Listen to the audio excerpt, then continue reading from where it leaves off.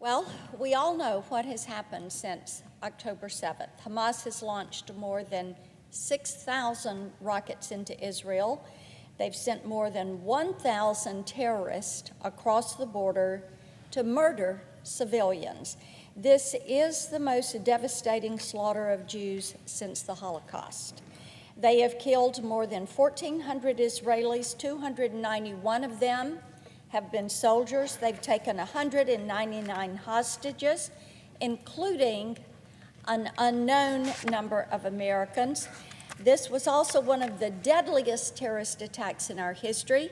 They killed 30 U.S. citizens.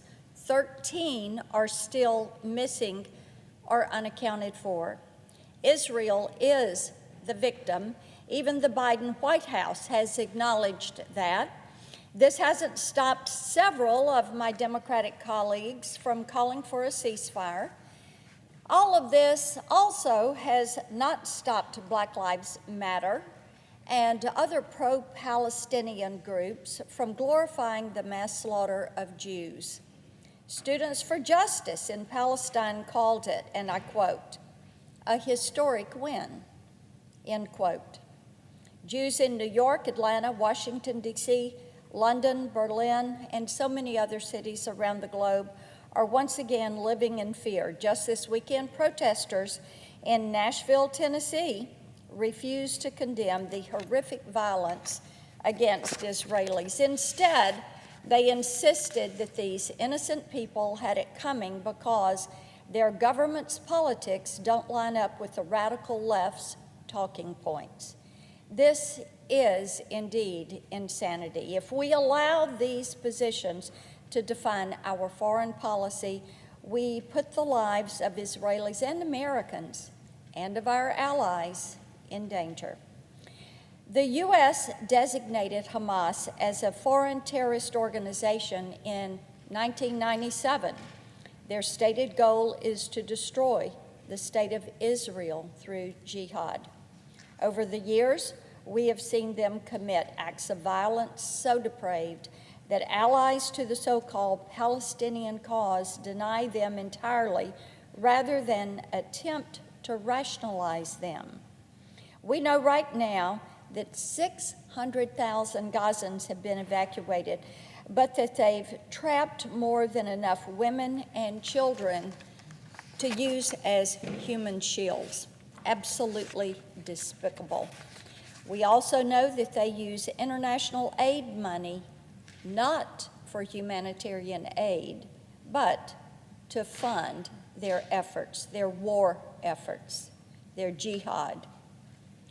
Iran is the world's largest state sponsor of terrorism and sends $100 million annually to Hamas. That is in addition to supplying them with technology, logistical support, and weapons. When the Biden administration announced their plan to give the Iranians access to $6 billion in frozen assets, we knew exactly what that meant for Israel. The constant refrain from the Biden administration is that there is, and I quote, "no direct link to Iran regarding this attack," end quote. It's time for whomever wrote that talking point to turn on the news, to look at the pictures that are on the screen, to listen to what you're hearing from the Ayatollah, some of the Iranian officials who are, by the way, meeting with Hamas leadership in Qatar. In the first hours of the attack, the Biden administration projected nothing but weakness. They deleted multiple tweets calling for a ceasefire. It took the president almost 12 hours to make a statement. This sent a very clear message to our enemies. It also sends a message to our allies. We can start by giving Israel what they need to eradicate these terrorists. Last week, I sent a letter urging President Biden to support Israel in all possible ways. Under President Trump, we cut aid to the Palestinians because the Palestinian Authority used that money to reward terrorism. In 2021, President Biden reversed that policy, and since, he has sent more than $730 million to the Palestinians, even though he knows there's a high risk. And we know money is fungible, and we know what Iran does with their money. They fund terrorism. They fund their proxies. And while we're at it, let's start treating Iran like the dangerous state sponsor of terror it is. Last week, I led 19 Senate Republicans in a letter calling on President Biden to permanently freeze Iran's access to that $6 billion. We should send those dollars to Israel to pay for the damage that Hamas has done. There should be no more backdoor deals with Qatar, no more silent agreements, no more quiet agreements. Let's have a formal agreement that will stop the backpedaling and will stop the intentions to release that money, which is what they'll do when the media attention on this issue dissipates.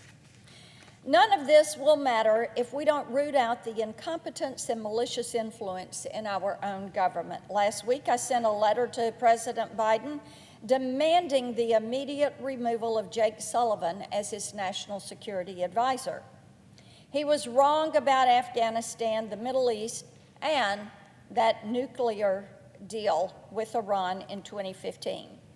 He's got to go, as do the Iranian assets that President Biden has given top secret security clearances to. Last month, I stood right here and described how President Biden sent Robert Malley, Ariane Tabatabai, and other operatives to negotiate the failed Iran nuclear deal. Now, Madam President, Mr. Malley and Ms. Tabatabai have been involved with the Iran Experts Initiative. And then the president gave them top secret security clearances and sent them to negotiate on the Iran deal. This has to stop. Madam President, I ask unanimous consent that these letters be entered into the record. Without objection. You know, Madam President, we all have a choice here. Will the U.S. act with courage, or are we going to sit quiet and allow this barbarism to continue? Israeli forces report that Hamas bound boys and girls before shooting them in the head. Children that were bound and then shot in the head. They found families that had been burned alive. There are reports young women have been raped and then mutilated. Hamas turned a music festival into a killing field. The beheadings of babies, we've heard those reports. These will live in infamy. The historians have a phrase to describe massacres like this. It's Holocaust by bullets. It is inconceivable that any of my colleagues could tolerate demands that Israel surrender to terrorists. It is time for this president, his advisors, and all of our colleagues who told the Israelis to stand down, to take a good hard look at where complacency and appeasement gets us. Look at Gaza, look at Iran, look at Afghanistan, look at China, look at our own southern border. Since October 1st, Border Patrol has apprehended 30 Iranians. That is since the 1st of this month, this year. This is what Border Patrol has apprehended. 30 Iranians, 60 Syrians, 35 Pakistanis, more than 100 Russians, 285 Afghans, and 2,000 Chinese trying to cross into our southern border undetected. Now, do they all mean us harm? Probably not. But we cannot know that for sure because this administration refuses to acknowledge the possibility that the terrorists that are coming across this southern border, 246 apprehended since Joe Biden became president. What are we doing? What are we doing? How do we know the intentions of those 30 Iranians, 2,000 Chinese, 100 Russians? Is there a guarantee they're not here to kill us? The job of Hamas, kill people. You've watched them do it with glee. Terrorists, what do? They set up terror cells. They wait to strike to kill you, I've got to tell you, this administration needs to grow a spine. They need to grow a spine, and they need to be solid and resolute that they are going to protect this country and our citizens and our allies, and that our enemies are going to know that they are an enemy because we will treat them like that. We've got a choice. We can show courage, we can surrender, we can practice appeasement, but that is a choice. This country needs to show courage and leadership. I hope that this body and this administration will choose courage and leadership. I yield the floor. I note the absence of a quorum.